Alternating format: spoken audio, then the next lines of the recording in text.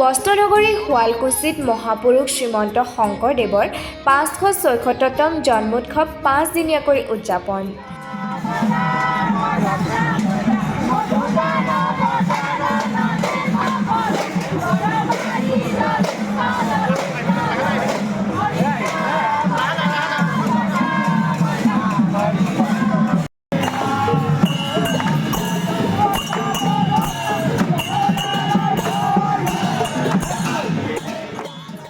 গুৰুজনাৰ জন্ম উৎসৱৰ লগত সংগতি ৰাখি আজি চতুৰ্থ দিনা আয়োজন কৰা হয় ধৰ্মীয় বৰ্ণিল সাংস্কৃতিক শোভাযাত্ৰা।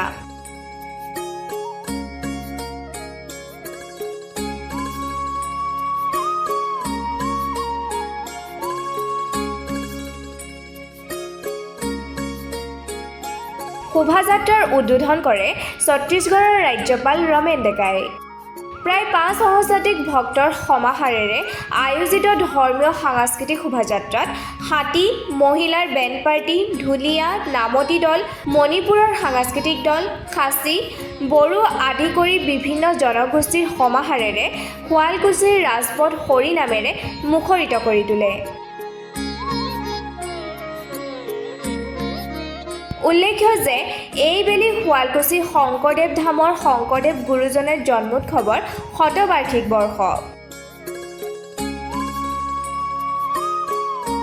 1923 চনত প্ৰথমবাৰৰ বাবে শুৱালকুছি শংকৰদেৱ ধামৰ উদ্যোগত অনুষ্ঠিত হৈছিল গুৰুজনাৰ জন্মোৎসৱ।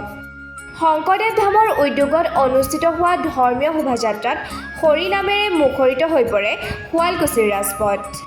শংকৰদেৱৰ জন্ম জয়ন্তী উপলক্ষে তথা শংকৰদেৱ ধামৰ যি 100 বছৰীয়া আজি কাৰ্যক্ৰম হৈছে তাত উপস্থিত থাকিবলৈ নথৈ আনন্দিত হৈছোঁ। শৈশৱৰ পৰা শংকৰদেৱ ধামৰ সকলো কাৰ্য আমি দেখিছোঁ।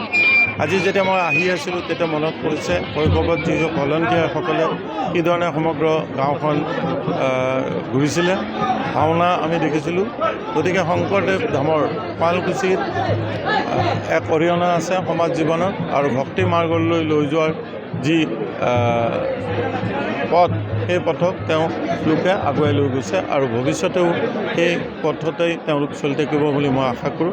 শংকৰদেৱ ধামৰ উত্তৰোত্তৰ উন্নতিৰ কামনা কৰিছোঁ আৰু মোৰ বহু স্মৃতি মনত আছে। তাত যাত্ৰা আমি চাইছিলোঁ, পূজা ভাওৰা চাইছিলোঁ, নাগাৰ নাম চাইছিলোঁ।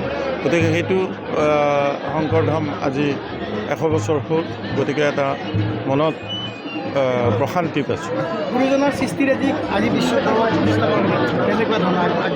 গুৰুজনাৰ সৃষ্টিৰাজি আজি বহু মানুহে চেষ্টা কৰি আছে কি ধৰণে লৈ যাব।